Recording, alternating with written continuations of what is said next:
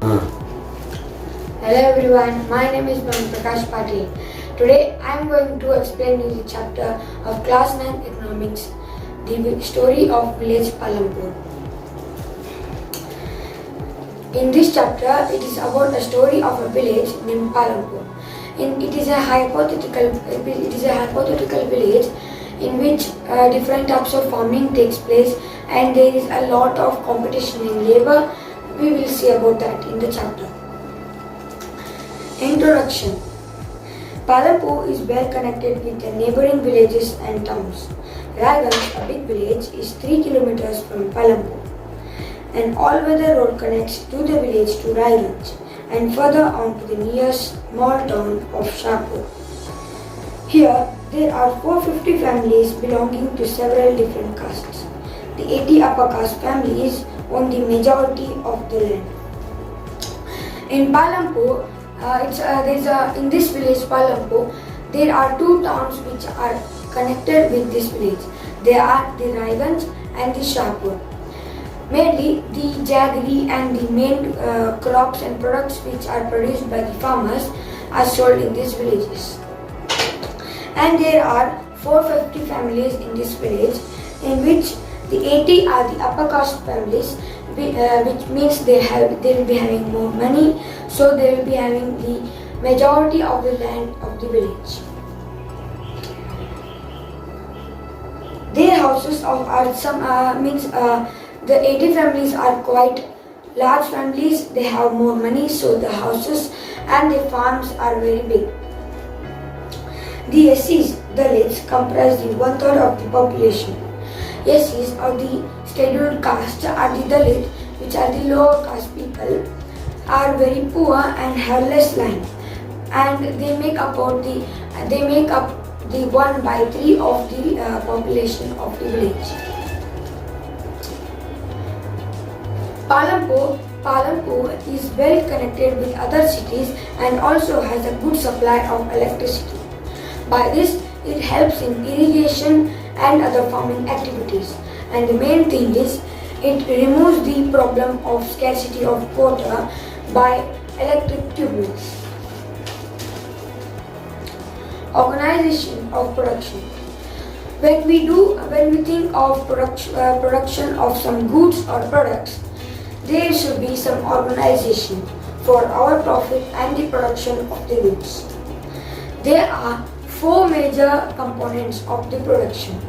They are the land, labor, capital, and human labor or the human capital.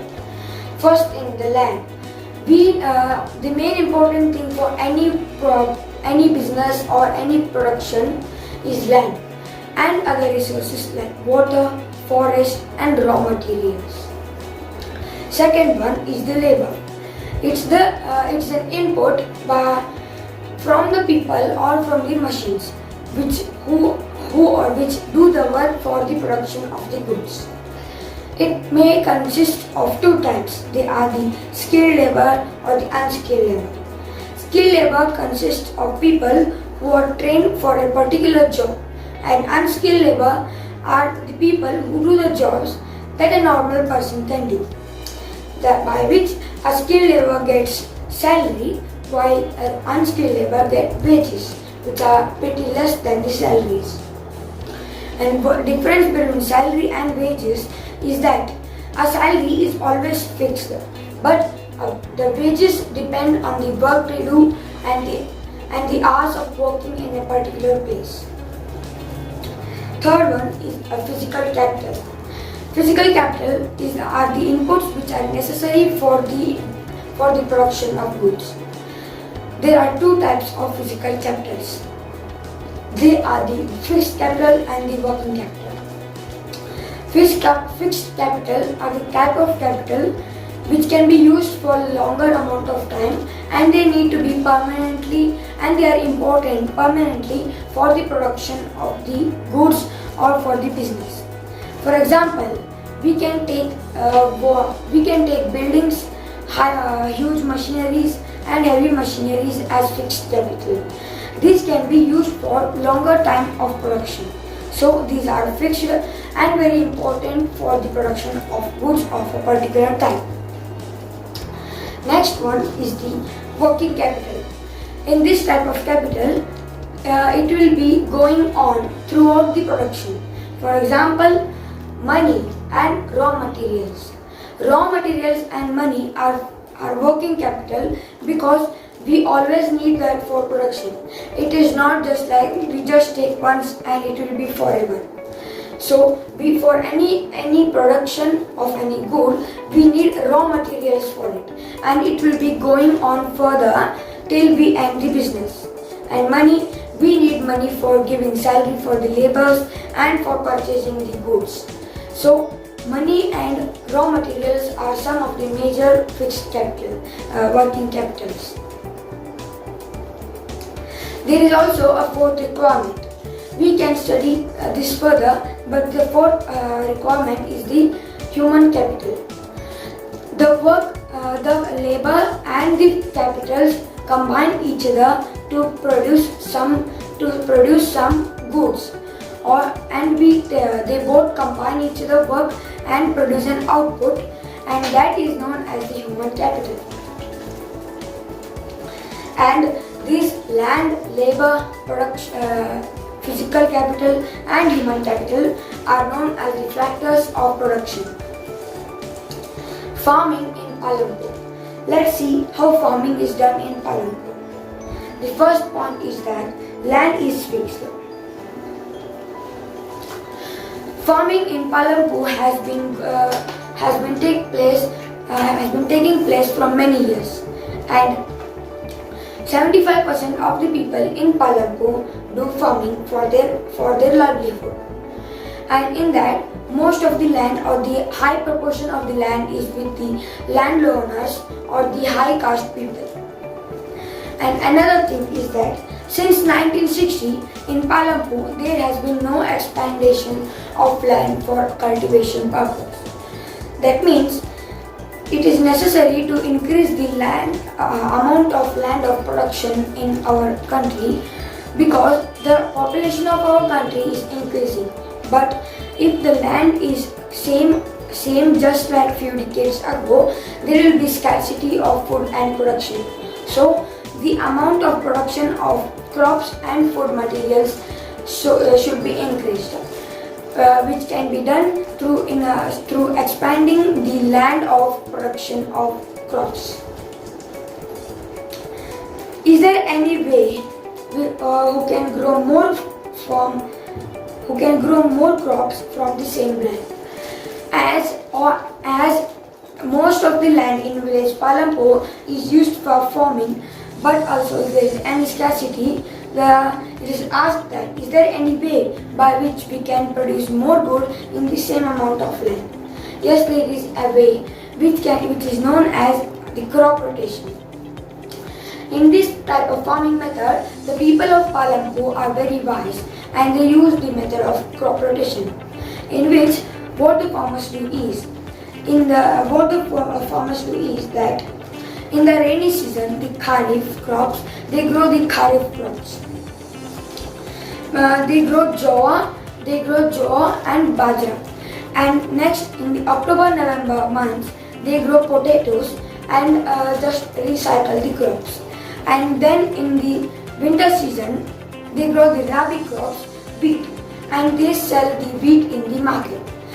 They take sufficient amount of wheat to their home for their families and sell the surplus wheat in the nearby market.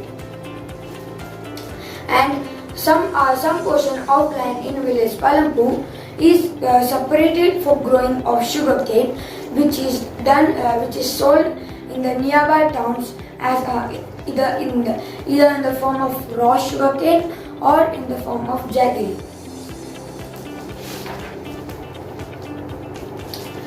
Another type is the using of HYVs. HYVs are the types of seeds which came into effect in our India in the Green Revolution. HYV's full form is that high yield varieties.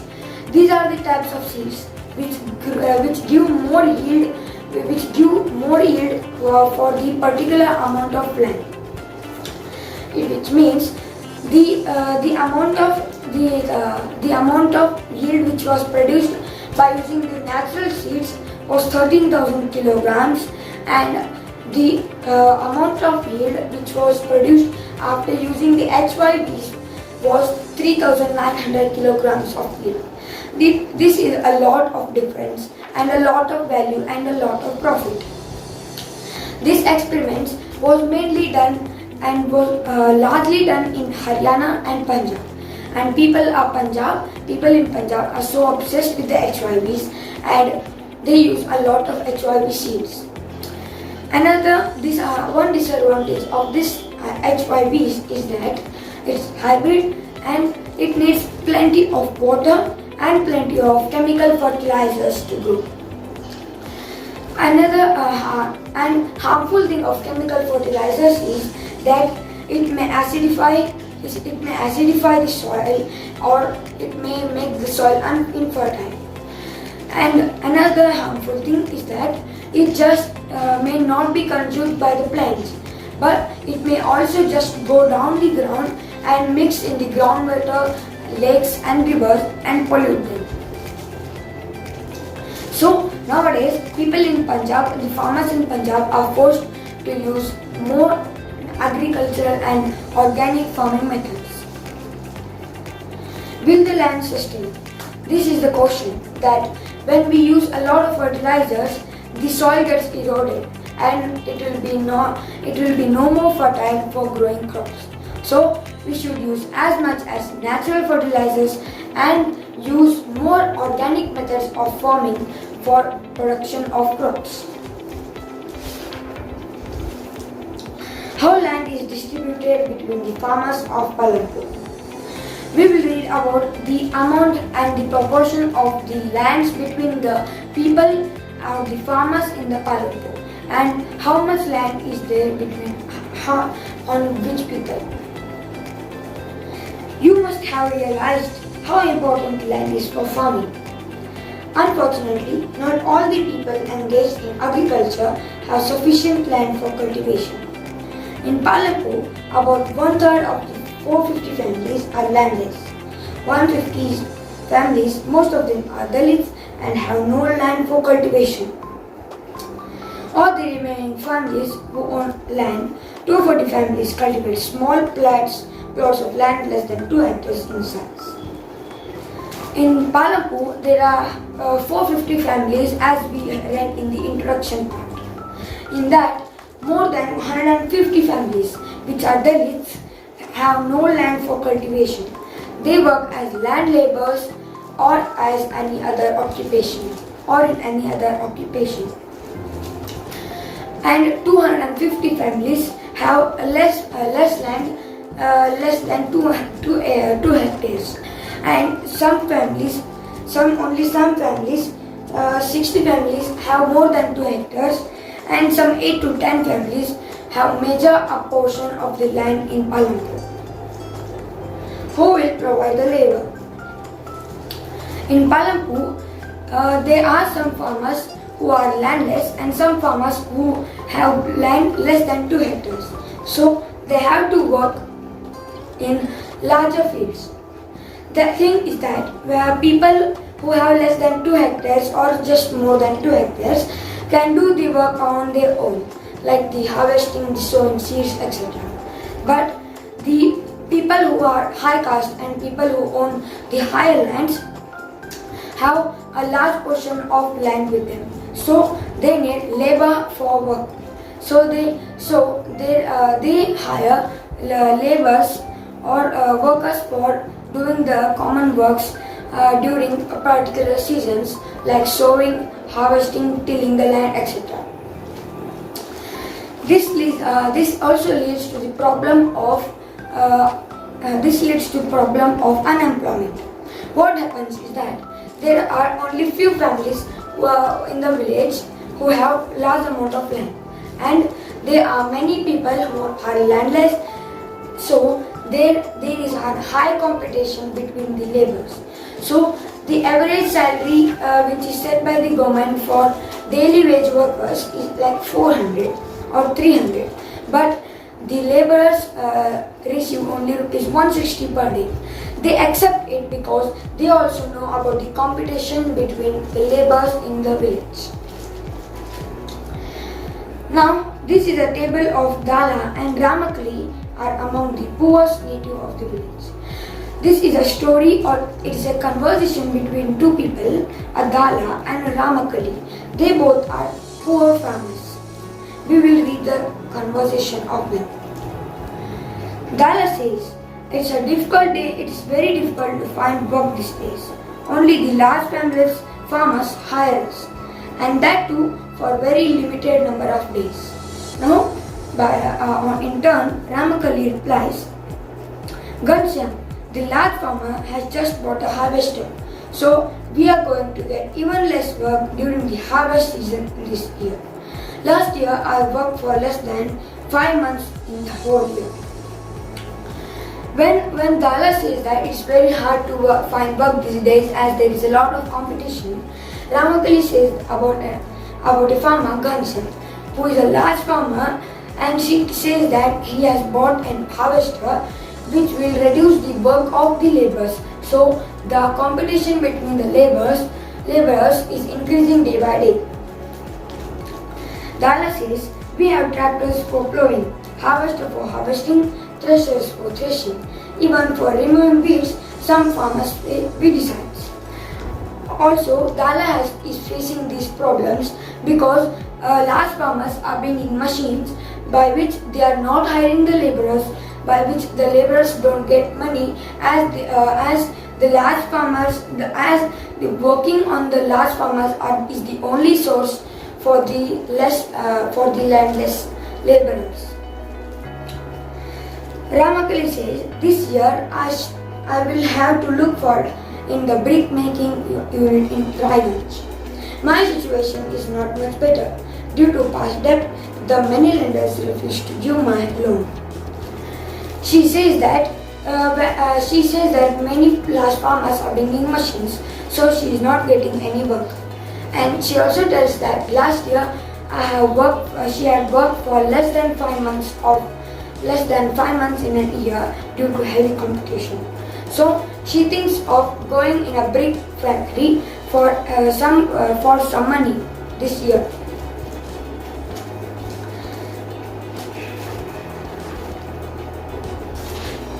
Capital needed in the farming. Most small farmers have to borrow money to arrange the capital.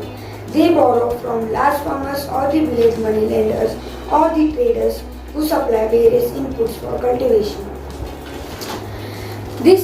In farming, we need some capital like raw materials, seeds, water, repairing of any goods or any vehicles or machines needed for farming, which the poor farmers take it from rich money lenders or the businessmen or the landowners. Here is a story of Savita, a small farmer. In this, what happens is she's a small farmer and she produces small amount of crops in her farm.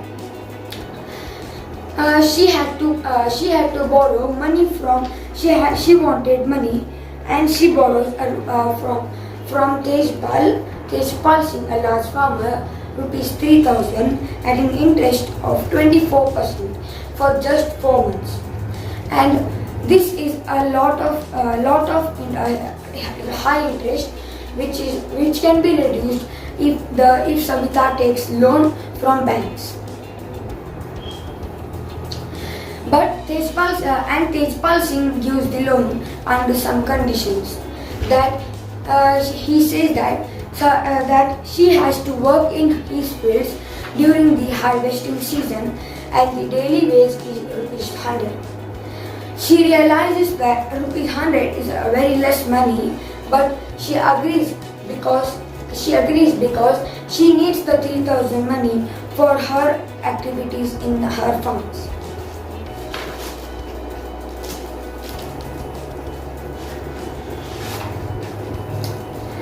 We will read some stories of common people which is given in the lesson. Mishral has purchased a mechanical sugarcane crushing machine run on electricity and set it up on his field. Sugarcane crushing was earlier done with the help of bullocks, but people prefer to do it by machine these days. Mishral also buys sugarcane from other farmers and processes it into jaggery. The jaggery is then sold to traders at Shahpur in the process. Mishral makes a small profit. This also shows that farming is not only the work, or it's not only the way to acquire profit. We can see that Mishal, a boy or a man who is from the village Palampur, has purchased a sugarcane crushing machine, which is not a farming activity, but he uses it to crush the sugarcane and produces it into jaggery and sells. This is also a type of business, and he also makes some profit through it. Another story, this story is about Karim. Karim has opened computer classes in center in the village. In the recent years, a large number of students have been attending college in Shahpur town. There are two women in the village who had a degree in computer applications. He decided to employ them. He bought computers and set up classes in the front room of their house, overlooking the market. High schools have started attending them in good numbers. Another business apart from farming, Karim, who has started a computer classes in the village in front of his house. What he does is he has opened a computer classes and purchased some computers, and he also gets to know that there are two women who have done some qualifications in computer application. So he has employed them, and a pretty good amount of students of high school have started attending these computer classes. Another story of a farm laborer. Kishora is a farm laborer like other such laborers. Kishora found it difficult to meet his family's need from the wages that he received. A few years back, Kishora took a loan from the bank. This was under a government program which was giving cheap loans. Once a week, he goes to River Ganga and brings back clay for the pottery. And he has attached a wooden cart to his buffalo and uses it for transportation. We can see Akishora, a farm laborer, is pretty wise, and he has taken facilities and good use of the government.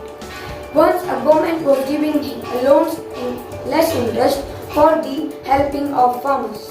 So he has taken a loan and purchased a buffalo, and he sells the milk from it. That's a profit. And he has attached a cart. He goes to River Ganga and brings mud for potters, and he sells the mud, and it is also a profit. And then he goes to Shahpur with a load of jaggery or other commodities, and he helps people with transportation and also earns money from them. And as he's a farm laborer, he also gets money from working in the fields. He earns and gets profit from 4 and other more different things. That is also pretty good play, and we can also understand that we can get profit by many other means just other than farming. So this was the chapter Village Palampur. Thank you.